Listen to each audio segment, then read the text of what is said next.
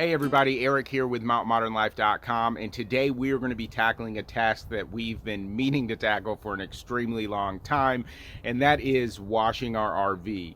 Now, if you guys are fellow RVers and you're traveling on the road, or maybe even you're stationary at an RV park, you can attest that sometimes it can be very difficult to get this job done, mainly because a lot of RV parks actually don't allow you to use their water to wash your RV.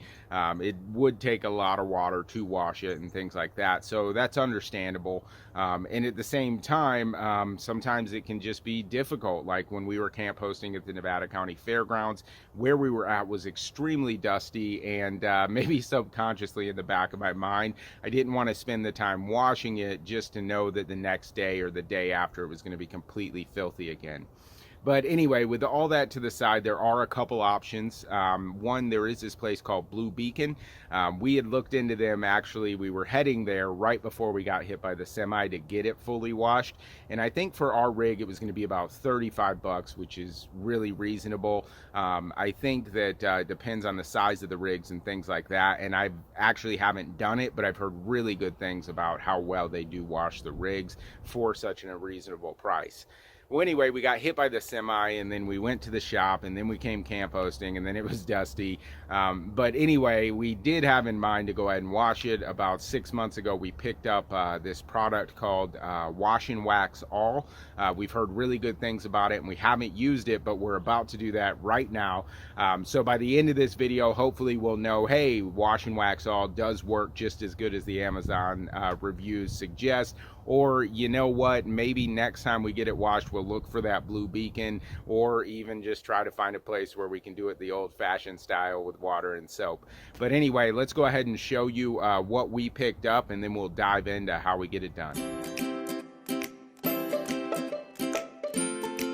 All right, so here is the package we picked up. We picked it up from Amazon. I believe it was about $38.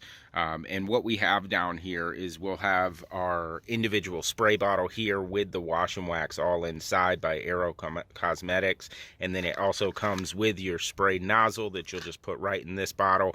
And then this is excess just in case you need some more, which I hope everything goes well and it works really well. And then we'll go ahead and use this whole bottle as well. Now it also comes with a little scrubber just in case you got some hard stuff to get off. And then it comes with rags and your instruction booklets over here. Now what's really cool about this is the how to use section, right? And all of these supplies are made for RVs, airplanes, boats, helicopters, all of that. So it kind of goes into detail in here on how to use all their different supplies. And then on here, this is really cool. So if you see here on here, it shows your helicopters, your airplanes, your motorcycles, your cars, your boats, your RVs. But then when you flip this open, they have a specific page designated to RVs right here. And then on here, it shows you what you can use the Wash Wax All for. And there's only a couple things to note here, like you don't want to use the Wash and Wax All on your tires or your wheel wells or your rubber seals, things like that. But pretty much everything else on your RV can be washed with the Wash and Wax All. And then they also have an interior diagram here to kind of show you, which products they offer for which surfaces and things like that. But I just thought that was a really cool graph to show. As far as using this, how it goes through the directions, really it's pretty straightforward. The easiest way to show you is here on the back of the bottle. If you see there, step 1, spray area to be cleaned with Wash Wax All.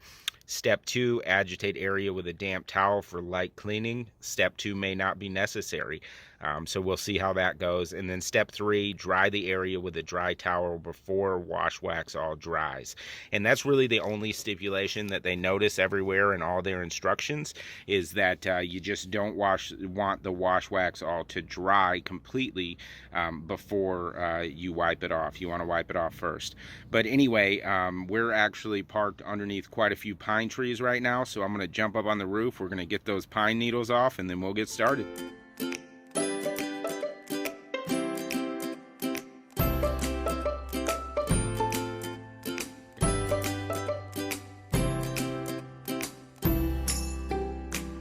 As you just saw in the walk around footage, the side of the RV is pretty dirty, and now that we're up on the roof, you can see all the pine needles that are up here that we need to get cleaned off. So I'm going to go ahead and get those all swept off real quick, and then we'll take a look at it and see how dirty it really is underneath the pine needles.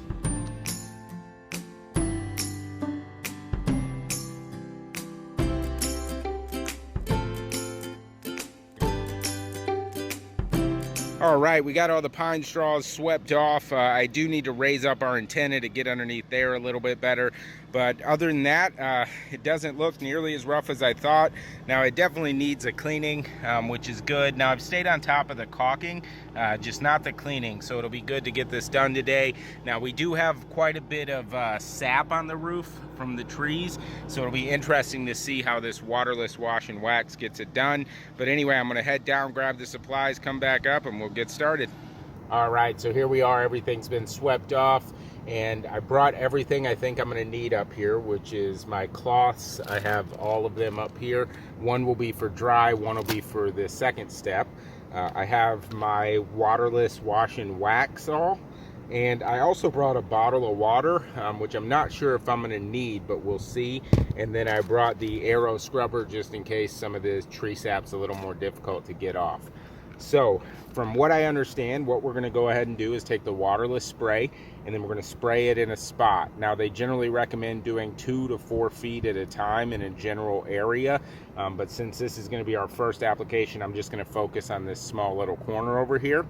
I'm going to spray this down on there. And then the second step requires that you take a damp rag, and they said you could use water or the wash and wax all. So I'm actually going to use the wash and wax all. That way, you know, if that works all right, then that would eliminate me needing to bring the water bottle up here as well.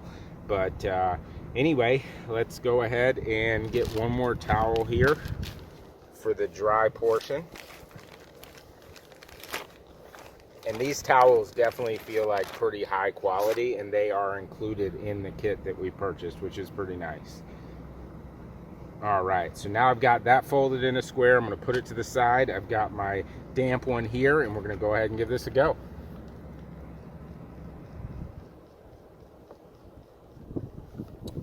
Probably need to open the sprayer first.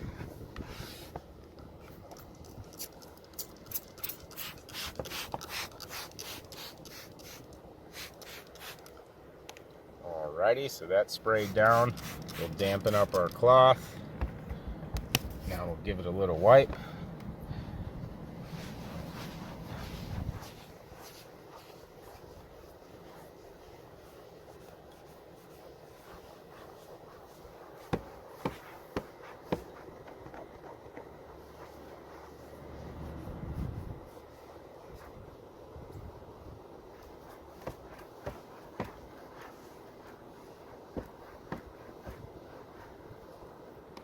Now that did a really good job. It didn't really pull the sap up too much. We still have some little sap pieces here. And I feel like I probably could have used a little bit more of the wash and wax, because when I used my damp cloth to wipe it down, I actually ended up drying it completely up. But the finish here feels really good as far as clean and not very gross. The sap up here is just a little too much.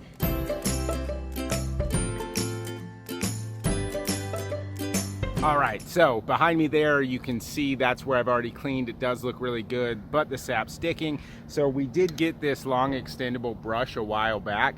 And what I'm gonna try to do is actually spray down my little area with my waterless wash and wax. And then I'm gonna scrub it with this and then go over it with a dry towel to kind of even it out and get a smooth finish like we're getting with the way I was already doing it.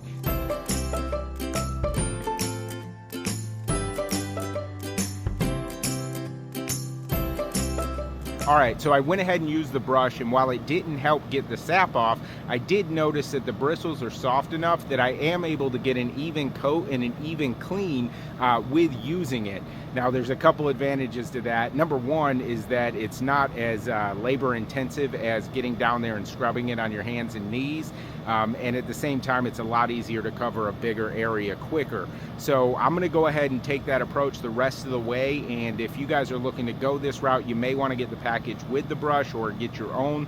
I think it is important though for your brush to have soft bristles. But anyway, I'm gonna go ahead and finish up the roof this way, and hopefully at the end I feel the same.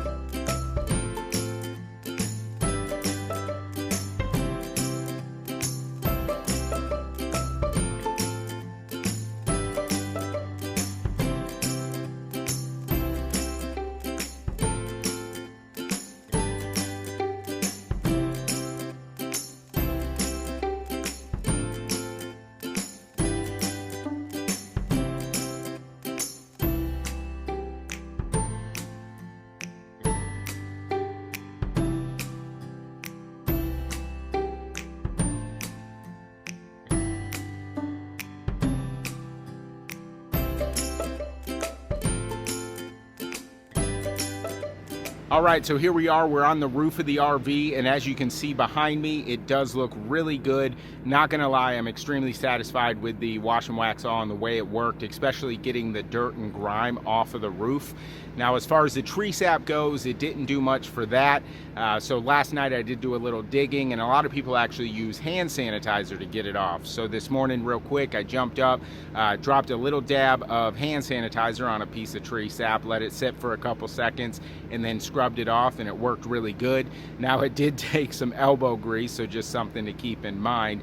But today I'm not gonna go ahead and do that. I actually gotta get up here and do some caulking before we take off. So when I do that, I'm gonna go ahead and get the tree sap off, and then I'll do one more round of wash and wax all on the entire roof, and we'll be ready to go. Now, one thing I do want to note here is that I hadn't washed the RV roof or the RV itself in a very long time. Now, I did get up here quite frequently and brush it off, dust it off, and do all that. However, from now on, I'm probably going to get up here, or try to get up here at least once every 6 months to do a quick coat of it, just to keep it clean and looking good. So definitely don't follow what we did and wait too long to do it, because I think that made it a little bit more difficult. But overall, like I said, really happy with the way it cleaned it up. Night and day difference. But we're going to go ahead and head down, and we'll get the sides of the RV.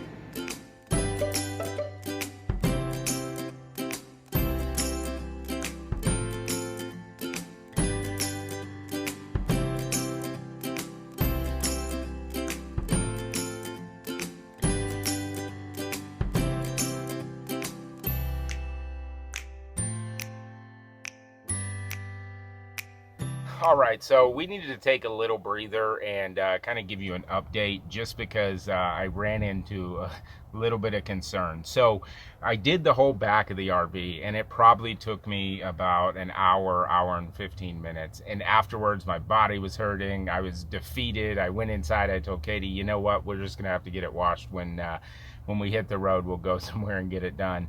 But then after sitting in there for like 2 to 3 minutes, it was just really bothering me, because it's not supposed to be that difficult. And come to find out, it was because I was making it difficult. So while I was sitting in there, I pulled up a couple of the videos of other people doing it and how they did it. And what I realized really quickly is that I was just putting way too much effort into getting it clean. So I have my spray here, I have my damp rag, and I have my dry rag. And what I was doing is I was spraying it down and then using the damp rag and really kind of scrubbing it just to make sure everything's clean.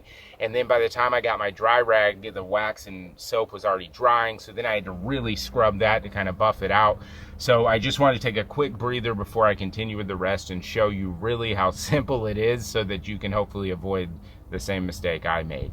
So I have my damp rag here. I've got my solution. So you spray on your solution, and then really you just take your rag, give it a good little wipe across, and it kind of does its own little removal of the grease and dirt and grime that's been set up. So now I've got that just basically wiped down nice and smooth. Then you take your dry rag and just dry it out.